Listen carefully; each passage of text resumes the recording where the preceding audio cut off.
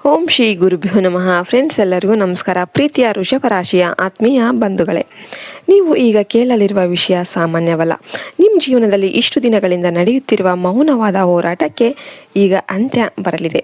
ನೀವು ಎಷ್ಟೇ ಪ್ರಯತ್ನ ಮಾಡಿದರೂ ಕೂಡ ನಿಮ್ಮ ಕೈಗೆ ಬರಬೇಕಾದ ಧನ, ಅವಕಾಶಗಳು ಕೊನೆ ಕ್ಷಣದಲ್ಲಿ ಕೈ ತಪ್ತವೆ ಅಂತ ನೀವು ಅನೇಕ ಬಾರಿ ಅನುಭವಿಸ್ತಾ ಇರ್ತೀರ. ಆದರೆ ಈಗ ಅದೃಷ್ಟದ ಬಾಗಿಲು ತೆರೆದುಕೊಳ್ತಾ ಇದೆ. ನಿಮ್ಮ ಜೀವನದಲ್ಲಿ ಒಂದು ಮಹಾ ಬದಲಾವಣೆ ಬರೋದಕ್ಕೆ ಸಜ್ಜಾಗಿದೆ. ಅದು ನಿಮ್ಮ ಮನೆಯ ಹತ್ತಿರವೇ ಇರುವ ಒಂದು ದೈವಿಕ ವೃಕ್ಷದ ಮೂಲಕ. ಈ ಪ್ರಕೃತಿಯಲ್ಲಿ ಕೆಲವು ವೃಕ್ಷಗಳು ಕೇವಲ ನೆರಳು ಕೊಡೋದಿಲ್ಲ, ಅವು ಭಾಗ್ಯವನ್ನು ಬದಲಾಯಿಸುವ ಶಕ್ತಿ ಹೊಂದಿವೆ. ಅಂತಹ ಒಂದು ವೃಕ್ಷನೇ ಅರಳಿ ಮರ. ಈ ಮರವನ್ನು ದೇವರ ವಾಸಸ್ಥಳ ಅಂತ ಕೂಡ ಪುರಾಣಗಳಲ್ಲಿ ಹೇಳಲಾಗಿದೆ. ವಿಶೇಷವಾಗಿ ಲಕ್ಷ್ಮೀ ದೇವಿಯ ಕೃಪೆ ಈ ಮರದ ಸುತ್ತಲೂ ವಾಸವಾಗಿರುತ್ತೆ ಅಂತ ನಂಬಲಾಗಿದೆ. ವೃಷಭ ರಾಶಿಯವರಿಗೆ ಈ ಮರದೊಳಗೆ ಒಂದು ಆಧ್ಯಾತ್ಮಿಕ ಸಂಪರ್ಕ ಇದೆ. ನೀವು ಇದನ್ನು ಕೇವಲ ಮರ ಅಂತ ನೋಡಿದರೆ ಅದು ಸಾಮಾನ್ಯ, ಆದರೆ ಭಕ್ತಿಯಿಂದ ನೋಡಿದರೆ ಅದು ನಿಮ್ಮ ಭಾಗ್ಯದ ಬಾಗಿಲೇ ಆಗಿರುತ್ತೆ. ನೀವು ಗಮನಿಸಿದ್ದೀರಾ? ನಿಮ್ಮ ಜೀವನದಲ್ಲಿ ಹಣ ಬರುತ್ತೆ, ಆದರೆ ಉಳಿಯೋದಿಲ್ಲ. ಕೆಲವರು ನಿಮ್ಮ ಪರಿಶ್ರಮದ ಫಲವನ್ನು ತಮ್ಮದಾಗಿಸಿಕೊಂಡಿದ್ದಾರೆ. ಕೆಲವರು ನಿಮ್ಮ ನಂಬಿಕೆಯನ್ನು ದುರುಪಯೋಗ ಮಾಡಿಕೊಂಡಿದ್ದಾರೆ. ಇದು ತಪ್ಪಲ್ಲ, ಇದು ನಿಮ್ಮ ಗ್ರಹಗಳ ಪ್ರಭಾವ. ಆದರೆ ಈಗ ಆ ಪ್ರಭಾವ ಬದಲಾಗ್ತಾ ಇದೆ. ವೃಷಭ ರಾಶಿಯವರ ಜೀವನದಲ್ಲಿ ಒಂದು ಗುಪ್ತ ರಾಜಯೋಗ ಆರಂಭ ಆಗ್ತಾ ಇದೆ. ನೀವು ಮಾಡಬೇಕಾದದ್ದು ಬಹಳ ಸರಳ, ಆದರೆ ಅದನ್ನು ಶ್ರದ್ಧೆಯಿಂದ ಮಾಡಬೇಕಾಗುತ್ತೆ. ಶುಕ್ರವಾರ ಅಥವಾ ಬುಧವಾರ ಬೆಳಿಗ್ಗೆ ಸ್ನಾನ ಮಾಡಿ ಶುದ್ಧ ಮನಸ್ಸಿನಿಂದ ಒಂದು ಅರಳಿ ಮರದ ಬಳಿ ಹೋಗಿ ನಿಮ್ಮ ಕೈಯಲ್ಲಿ ಸ್ವಲ್ಪ ಹಾಲು, ನೀರು, ಒಂದು ದೀಪ ಮತ್ತು ಬಿಳಿ ಹೂಗಳು ಇರಲಿ. ಮೊದಲು ಆ ಮರದ ಬೇರುಗಳಿಗೆ ಹಾಲು ಮತ್ತು ನೀರನ್ನು ಅರ್ಪಿಸಿ. ನಂತರ ಆ ಮರವನ್ನು ಸ್ಪರ್ಶಿಸಿ ನಿಮ್ಮ ಮನಸ್ಸಿನ ಎಲ್ಲ ನೋವುಗಳನ್ನು ಹೊರಹಾಕಿ.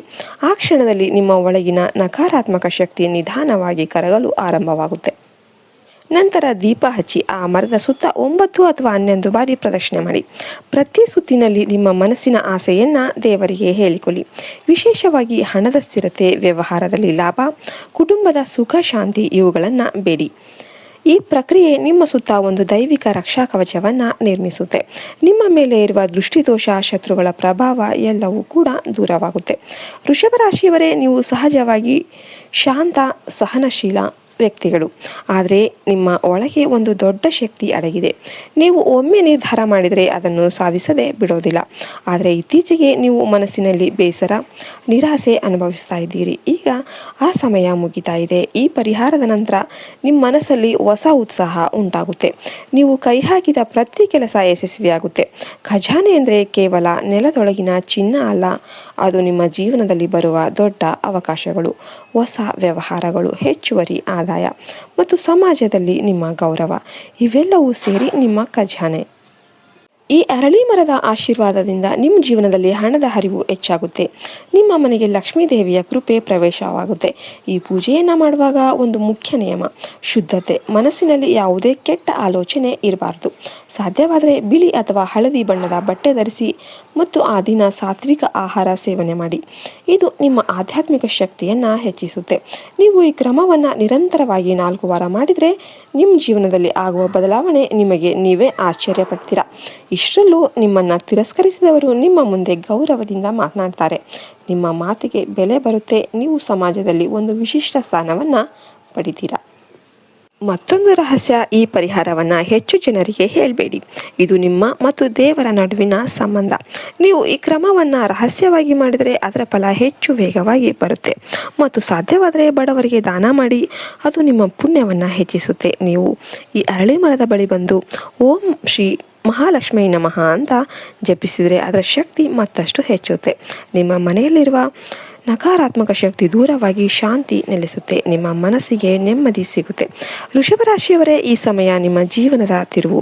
ನೀವು ಇದನ್ನು ಸರಿಯಾಗಿ ಬಳಸಿಕೊಂಡ್ರೆ ನಿಮ್ಮ ಜೀವನನೇ ಬದಲಾಗುತ್ತೆ. ಭಗವಂತನು ನಿಮಗೆ ಈ ಅವಕಾಶವನ್ನು ಕೊಟ್ಟಿದ್ದಾನೆ. ನೀವು 1 ಹೆಜ್ಜೆ ಇಟ್ಟರೆ ಆತನು 10 ಹೆಜ್ಜೆ ಮುಂದೆ. ಇನ್ನು ಮುಂದೆ ನಿಮ್ಮ ಜೀವನದಲ್ಲಿ ಹಣದ ಕೊರತೆ ಇರೋದಿಲ್ಲ.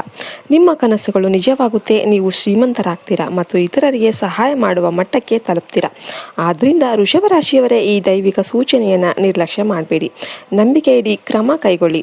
ನಿಮ್ಮ ಅದೃಷ್ಟವನ್ನು ನೀವು ಸ್ವತಃ ನಿರ್ಮಿಸಿ. ನಿಮ್ಮ ಭಾಗ್ಯ ಈಗ ನಿಮ್ಮ ಕೈಯಲ್ಲೇ ಇದೆ. ಎಲ್ಲರೂ ಕೂಡ ಓಂ ಶ್ರೀ ಮಹಾಲಕ್ಷ್ಮೀ ನಮಃ ಅಂತ ಕಮೆಂಟ್ ಮಾಡಿ. ಜೈ ಹಿಂದ್, ಜೈ ಭಾರತ್ ಮಾತೆ. ಹರಿ ಓಂ ತತ್ಸತ್. ಸರ್ವೇ ಜನೋ ಸುಖಿನೋ ಭವಂತು.